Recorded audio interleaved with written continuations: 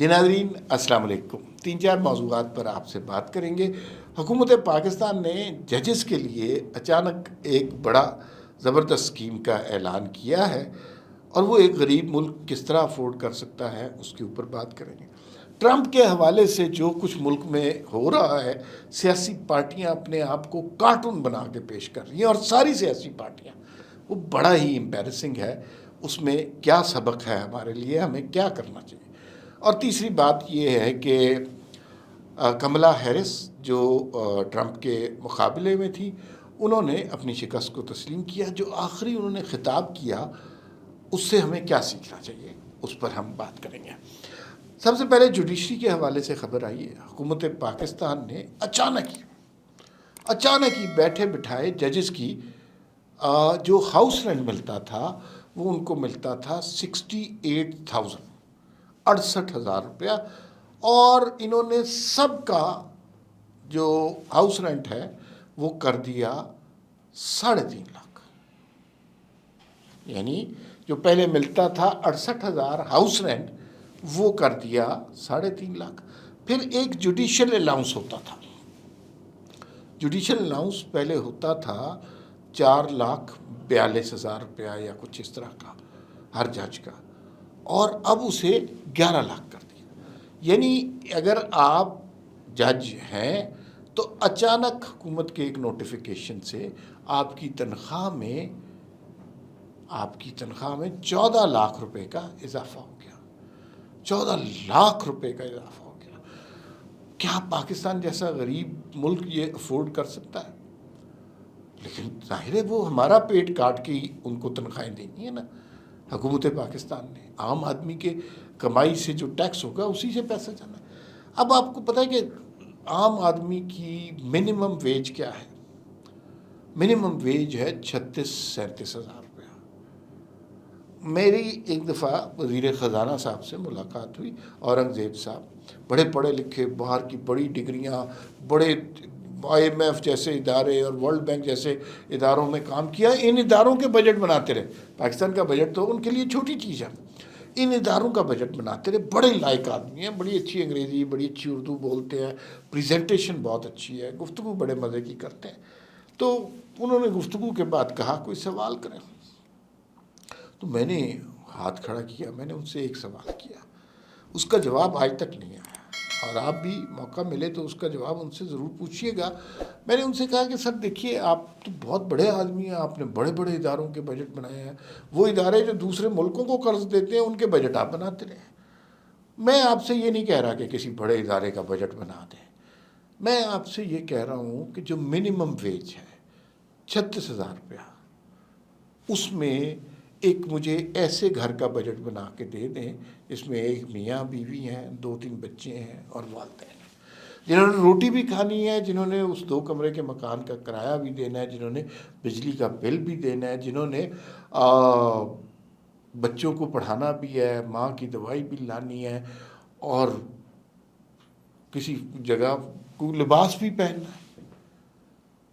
کوئی دنیا کا فارمولہ، کوئی دنیا کی ڈگری لے آئیں آپ، پاکستان میں ایک غریب آدمی کے 36,000 روپے میں یہ بجٹ نہیں بنا سکتے. یہ ایک طرف صورتحال ہے.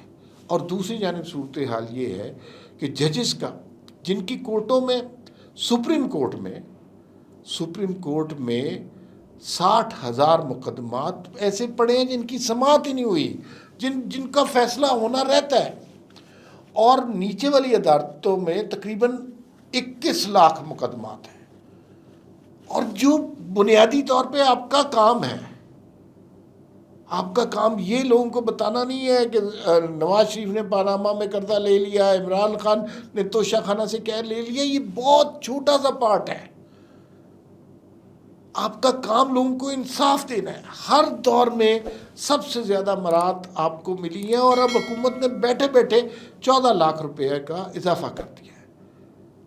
تو یہ 14 لاکھ روپیہ اس شرط پہ اگر دیتے ہیں کہ اگلے 6 مہینے کے اندر یہ غریبوں کے مقدمات ختم کر دیں گے تو ٹھیک ہے. اگر اس پیسے کے باوجود بھی یہ ایک سیاسی رشوت ہے، اس کے باوجود بھی غریب کا حال یہی رہنا ہے، مقدموں کے لیے حل کے لیے اس نے عدالتوں میں رلنا ہے، تو پھر کیا فائدہ ہے اس ساری کارروائی کا؟ پھر تو آپ امیروں کو اور امیر کرتے جا رہے ہیں، غریبوں کو اور غریب کرتے جا رہے ہیں، اور اسی ماحول میں پھر کوئی غریبوں میں سے اٹھتا ہے اور پھر وہ کوئی عام آدمی پارٹی ٹائپ کی چیز نکلتی ہے جو انڈیا میں ہوا، پھر وہ نہیں سنبھلتا، کیونکہ بنیادی طور پر امیر غریب میں فرق بہت بڑا ہو جاتا ہے۔ تو اس کے بارے میں خدا کے لیے کچھ سوچیں، انصاف کریں، لوگوں کو بنیادی کام جو ہے وہ کریں نا۔ لاکھوں مقدمات ہیں، تڑپ رہے ہیں، کسی کا زمین کا مسئلہ ہے، کوئی جیل میں گیا ہوا ہے، کوئی کچھ کر رہا ہے، اور فیصلہ نہیں ہو پا رہا۔ یہ بڑی تکلیف دہ صورتحال ہے۔ تو غریبوں کے مسائل، غریبوں کو جب تک انصاف نہیں ملے گا، عام آدمی کو انصاف نہیں ملے گا، جو ان ججز کا جن کی 14 لاکھ تنخواہ میں اضافہ ہوا ہے، تو تب تک یہ ملک نہیں چلے گا۔ یحییٰ آفریدی صاحب نے بہت اچھا سٹارٹ کیا ہے، لیکن اگر وہ اب مقدمات ختم کرا دیتے ہیں تو پھر ان کی بڑی مہربانی۔ یہ جو ہم دیکھتے ہیں نا مقدمات، یہ عدالت کا کام ہے ہی نہیں۔ بڑے بڑے مقدمات، آصف زرداری نے یہ کر دیا، نواز شریف نے یہ کر دیا، عمران، ساری ہم یہی سمجھتے ہیں یہ انصاف ہے۔ نہیں، انصاف وہ ہے وہ جو لوگوں کو درکار ہے، جس میں کسی بوڑھی عورت کی زمین ہتھیا لی گئی، کسی کا بچہ کسی بے بنیاد مقدمے میں پھنسا دیا گیا، یہ انصاف ہے۔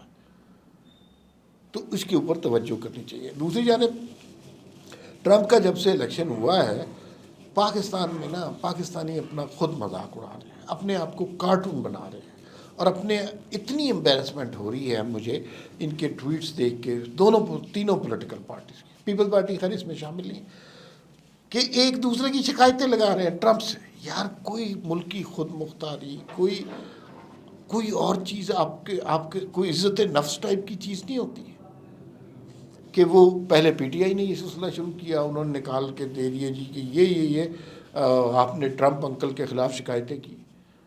پھر اب نون لیگ نے عمران خان کے ٹویٹ نکالنا شروع کر دی۔ پھر احسن اقبال کے بارے میں ایک فیک نیوز چلی کہ انہوں نے اپنے ٹویٹ ڈیلیٹ کر دیے۔ میں نے بھی یہ کہا اور میں نے غلط کہا، میں اس کے لیے آپ سے معذرت چاہتا ہوں۔ اچھا خیر، ٹویٹ ڈیلیٹ کر دیے، کوئی نہیں ڈیلیٹ کیے، لیکن یہ خبر چل پڑی کہ احسن اقبال، حالانکہ عمران خان کے ٹویٹ دیکھے جا رہے ہیں کہ انہوں نے تو نہیں کوئی اس طرح کی بونگی ماری، لیکن کیا ٹرمپ نے اپنی پوری کیمپین میں کوئی ذکر ہی نہیں کیا پاکستان کا؟ عمران خان تو کچھ پاکستان کا ذکر نہیں کیا، پاکستان ان کا کنسرن ہی نہیں۔ اگر آپ نے کسی سٹیج پر اس کے خلاف ٹویٹ کر دی ہے، وہ پوری دنیا کے سب سے طاقتور ملک کا پریزیڈنٹ ہے، اس کو اتنی فرصت ہے کہ وہ آپ کے ٹویٹ کے حوالے، اور آپ تھرڈ ورلڈ کے غریب سے ملک کے شہری ہیں اور کسی پولیٹیکل پارٹی کا حصہ ہیں، تو اس کے بعد جو ہے کیا فرق پڑ جائے گا؟ اتنا خوف! تو یہ خودداری، غیرت اور حمیت کے سبق کہاں دینے ہیں؟ مجھے تو رانا ثناء اللہ کل بہت اچھے لگے، انہوں نے کسی شو میں کہا یار 2 نمبر کاموں میں ٹرمپ جو ہے نا وہ عمران خان جیسا ہے۔ تو ٹھیک ہے یار، ہم پہلے بھی تنقید کرتے تھے، اب بھی کرتے ہیں، یہ کیا کہ وہ پریزیڈنٹ بن گیا ہے تو یہ اس طرح ہوتا ہے۔ تو انتہائی احمقانہ قسم کی یہ بات ہو رہی ہے، اور یہ اپنے لیے امبیرسمنٹ کریٹ کریں۔ کبھی مریم نواز کی ٹویٹ نکال رہے ہیں، کیا فرق پڑ جاتا ہے؟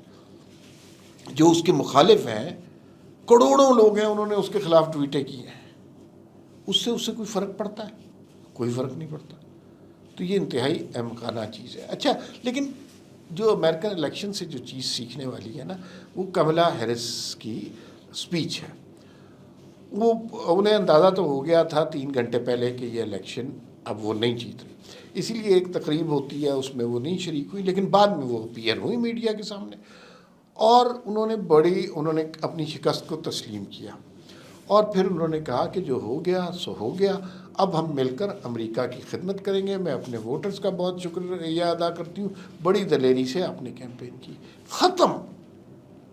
ہمارے ہاں دوسرے کو نفرت سے پکارنا، اس کی نسلوں تک وہ نفرت لے کے جانا، وہ بھائی الیکشن ہے نا، اس میں ایک وزیر اعظم بنے گا، ایک نہیں بنے گا، ایک جیتے گا، ایک ہارے گا، اور جب وہ جیت جاتا ہے دوسرے کو ہار تسلیم کرنی چاہیے، تالی بجانی چاہیے، اور آرام سے بیٹھ جانا چاہیے، اگلے 5 سال کا انتظار کرنا چاہیے۔ اس کے علاوہ کیا ہے؟ تو یہ ہمیں اس سے سبق لینا چاہیے کہ یہ عمران خان نے نفرت کو اتنا بڑھا دیا ہے کہ اب ہمیں یہ نہیں سمجھ آتی کہ وہ نفرت ہمیں کہاں تک لے کے جائے گی. لوگ ایک دوسرے کو پتھر مار رہے ہیں، فیملیز میں لڑائیاں ہو رہی ہیں، رشتے ٹوٹ رہے ہیں. بھائی وہ جیت گیا ایک آدمی تو وہ آگے ختم کریں، آگے چلیں. زندگی میں اس نفرت کے سوا بھی بہت کچھ ہے. فی الوقت اتنا ہی، پھر ملاقات ہوگی. اللہ حافظ.